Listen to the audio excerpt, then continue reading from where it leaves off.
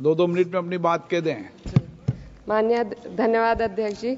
आज मैं 2025 के वित्त विधेयक पर अपने विचार रखने के लिए खड़ी हूँ। सरकार इस बजट को जन कल्याणकारी बता रही है, लेकिन क्या ये वास्तव में गरीबों, किसानों, श्रमिकों और मध्यम वर्ग के हितों की रक्षा करता है? क्या ये युवाओं को रोजगार देगा? क्या महंगाई में राहत देगा? लगातार हम पढ़ते आ रहे हैं कि भारत की जीडीपी पिछले 10 वर्षों में दोगुनी हो गई है और हम जापान और जर्मनी को पीछे छोड़ते हुए 27 तक दुनिया की तीसरी सबसे बड़ी अर्थव्यवस्था बनने के ओर अग्रसर है। लेकिन यह उपलब्धि तब फीकी पड़ जाती है जब हम प्रति व्यक्ति जीडीपी के आंकड़ों को देखते हैं, जिसमें भारत विश्व स्तर पर 100 से अधिक देशों से पीछे है।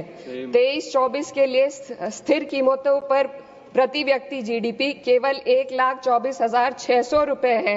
ये कोई आश्चर्य की बात नहीं कि सरकार इस डेटा पर बात करने से बचती है, क्योंकि वे ये नहीं समझा सकते कि पूरे देश की जीवन स्तर में वृद्धि क्यों नहीं हो रही। वे ये नहीं बता सकते कि देश में इतनी गहरी आय असमानता क्यों बनी हुई है और आम नागरिकों को आवश्यक सेवाओं तक पहुंचने में इतनी कठिनाइयां क्यों होती हैं। सरकार दावे करती है कि भारत की अर्थव्यवस्था दुनिया में सबसे तेजी से बढ़ रही है, लेकिन इस विकास का लाभ केवल अमीरों को मिल रहा है। आज हमारे देश में शिक्षित युवा नौकरी की तलाश में दर-दर भटक रहा है। सरकारी नौकरियों में लाखों पद खाली पड़े हैं, लेकिन भर्ती नहीं हो रही।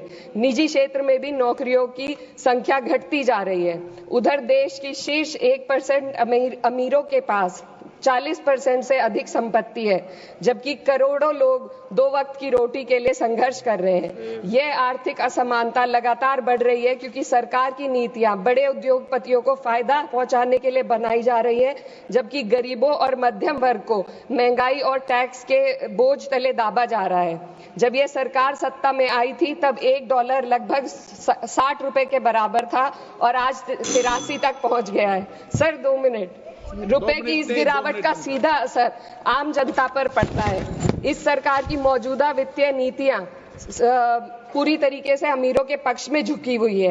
भारत एक समाजवादी देश है जहां सरकार का कर्तव्य है कि शिक्षा, स्वास्थ्य, यातायात जैसी बुनियादी सुविधाओं का लाभ अपने नागरिकों को पहुंचाए और उन्हें समान अवसर और सुरक्षा दे। भारत के सरकारी स्कूलों और अस्पताल की हालात लगातार बद से बदतर होते जा रहे हैं। सर बस किसानों पर अपनी बात रखना चाहती हूँ। हमारा देश तब तक सशक्त नहीं हो सकता जब तक हमारे किसानों को उनका हक नहीं मिलता। 2023-24 में भारत की 46% श्रमिक आबादी कृषि क्षेत्र में कार्यरत थी, फिर भी इस क्षेत्र को नजरअंदाज किया जा रहा है। सरकार किसानों की आय दुगनी करने का वादा करती है, लेकिन असलियत यह है कि खेती की लागत बढ़ रही है, जबकि किसानों की आमदनी स्थिर बनी हुई है। ट्रैक्टर और हार्वेस्टिंग मशीनों पर 12% जीएसटी में सर 1 मिनट सर, किसानों का मुद्दा है, बस 1 मिनट सर, खत्म कर लें। हार्वेस्टिंग मशीनों पर 12% जीएसटी से किसानों को परेशानी और बढ़ रही है।